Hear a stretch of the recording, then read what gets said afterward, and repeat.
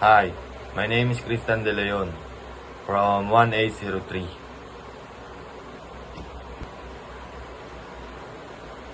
Critics evaluation. The Keynesian analyst argument is logically sound software of the category categorical imperatives universality test.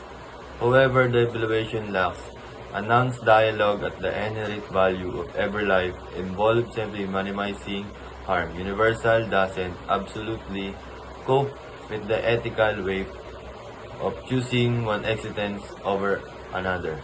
Argument additionality fail to bear in mind the sensible difficulties of programming a vehicle to make sex lifestyle or loss of life. Choices variably and pretty.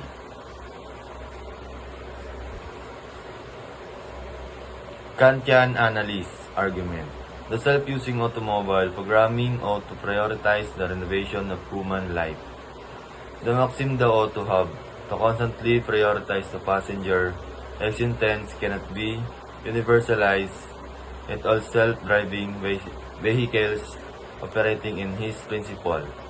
It leads to a disregard for pedestrian safety, growing unacceptable stage of danger for society. Devil's Advocates Challenge. The Keynesian analysts prioritize the potential harm to society typical, but isn't it inherently unjust sacrifice one character for the sake of many? Furthermore, the passenger enter into implicit settlement with the manufacturer, trusting the auto to prioritize their safety. By prioritizing the pedestrian, the auto violates this implicit agreement. In this situation, the critic factors out weaknesses in Keynesian analysis argument together, with a lack of depth in addressing the P character, lives, and practicality of imposing this type of gadget, and the critic focuses on the overall nice of the argument. The devil's advocate would not simply critique the argument, they actively oppose the realization by means of imparting a counter-argument based totally on exclusive ethical framework, utilitarianism, and highlighting the moral and legal implication of violating implicit contracts. The devil's advocate attention is on imparting a opposite role thought and vital claim. They offer an alternative, no longer just a listing of laws. Kant's three formulations of the categorical imperative. Immanuel Kant, a key figure in the moral philosophy, believed that moral action must follow universal principles that precede dignity of irrational beings. He expressed this idea through three main formulations of what he called the categorical imperative. Each one gave us a way to test whether on action is morally right. First, universalizability. Can the maxim be consistently willed as a universal law without contradiction? This tests us, what if everyone acts this way? A maxim is the principle behind your action to decide if it's moral. Imagine that everyone followed it. If that leads to a contradiction or something that's impossible, then the action is not moral.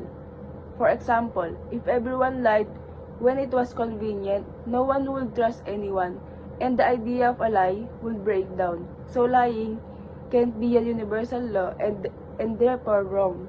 Second, formula of humanity. Treat humanity whether in your own person or in the person of any other, always at the same time as an end, never merely as a means. This means you must respect others as valuable in themselves, not just as tools to get what you want.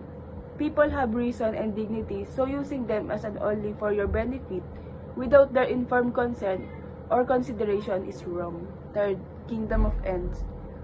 Act as if you were through your maxims and law-making member of a kingdom of ends.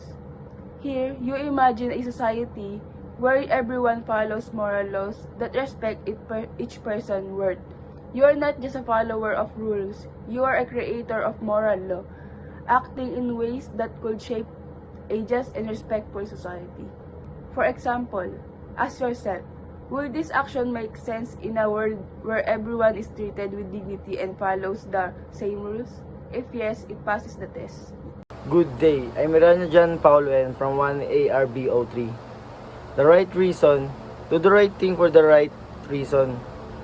Because it's the right thing to do. Moral worth comes from acting out of duty, not self-interest or inclination. Even if there are other motivations, the other action is morally good if duty is the key element. Deontological ethics, a moral philosophy, thus emphasize obligation and regulations as the cornerstones of morality. Is reflected, it is in phrase. Regardless of the results, an action is evaluated according to its conformity to moral principles or obligations. The remark emphasizes that the motive behind an action that is doing because it is the right thing to do regardless of personal advantage of or inclination is what gives its moral value. According to this concept, an action is ethically right even if there are other driving forces at play as long as duty is the main one.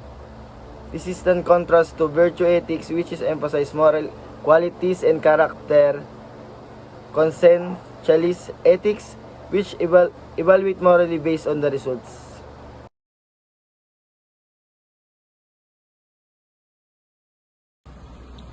I'm Baber K. Pabros from 1ARB03. A maxim is your reason for doing something. To be truly moral, according to Kant, your reason must be something that everyone could do without causing problems. A review of the fundamental principle of Kant's categorical imperative. Number 2, an examination of the ongoing relevance and value of Kant's theory in contemporary ethical decision-making. 3, a discussion of the difficulties encountered when applying the categorical imperative to complex and nuanced real-world situations. Recap of key aspects of Kant's categorical imperative. Number 1. Universality. Act on according to that maxim whereby you can at the same time with that it should become a universal law. Number 2. Humanity. Act in such a way that you treat humanity whether in or your own person or in a person of any other never merely as a means to an end but always at the same time as end. Number 3. Kingdom of ends. Act as if you were through your maxims a lawmaking member of a kingdom ends. Importance in ethical decision making. In the complicated ethical environment of today, the categorical imperative is nevertheless strikingly applicable. Its focus resolving in moral quandaries that goes beyond personal and cultural procedures. It provides a strong alternative to viewpoints that could defend immoral behavior for the sake of supposedly larger good by emphasizing obligation and instinct value. The imperative emphasis on treating all beings with dignity rather than only as tools struggling with concerns like genetic engineering, artificial intelligence, and climate change. The challenge of applying it in complex situations. Number 1, completing duties. Real-world dilemmas often involve moral duties that appear to conflict. Number 2, interpretation. The principle of the categorical imperative, while powerful, can be often interpretation. Number 3, real-world complexity. The stark simplicity of the categorical imperative can clash with the messy realities of human. Number 4, unforeseen consequence. The focus of inherent morality of the action, rather than its consequences, can lead to difficulties when unforeseen and negative outcomes arise. Number 5, determining maxims. Formulating the relevant maxim for a given action can be difficult. Hi everyone, my name is John D.B. Biago. In this presentation, I'll be analyzing an ethical dilemma through the Kantian ethics. The scenario centered on a university student named Angela. and her moral decision in a moment of academic pressure. Angela is a hardworking student facing multiple deadlines. One day, while feeling overwhelmed, she came across a perfectly written essay online that fits her assignment. Instead of writing her own paper, she considered submitting the found essay as her own work. She tells herself, "It's just one paper. I usually do my own work. I won't do it again." This scenario presents a clear ethical dilemma.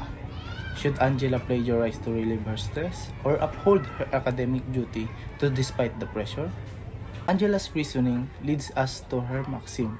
She said, "I ought to plagiarize a paper when I am overwhelmed in order to manage my academic stress." According to Immanuel Kant, we must evaluate action based on whether their underlying maxim could be willed as a universal law. If everyone plagiarized under the stress, trust in the educational system would collapse.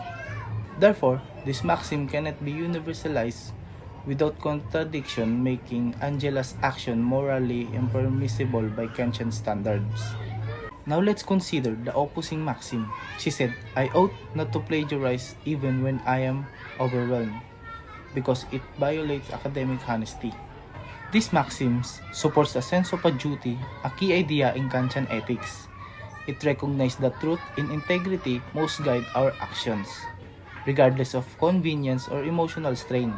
In conclusion, even though Angela feels justified in plagiarizing due to stress, her action is still morally wrong under Kantian ethics. Thank you for watching my ethical analysis of the plagiarized paper. I hope it helped illustrate how Kant's philosophy can guide us through real-life moral decisions. I'm John Dave Cubiago, and I appreciate your time and attention.